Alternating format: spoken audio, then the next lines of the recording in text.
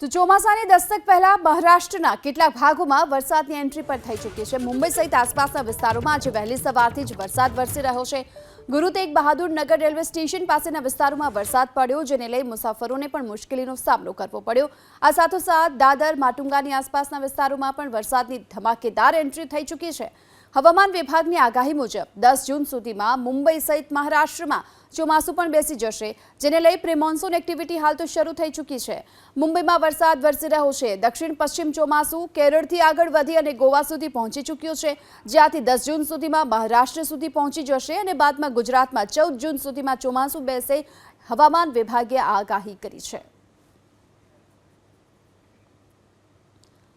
મુંબઈમાં હાલ તો શરૂઆત થઈ ચૂકી છે વરસાદની અને પ્રી મોન્સૂન એક્ટિવિટીની આ શરૂઆત થઈ છે। ચોમાસાના દસ્તક પહેલા મહારાષ્ટ્રમાં હાલ વરસાદ પડી રહ્યો છે। મહારાષ્ટ્રના કેટલાક વિસ્તારોમાં આજે વહેલી સવારથી વરસાદી માહોલ પણ જોવા મળી રહ્યો છે।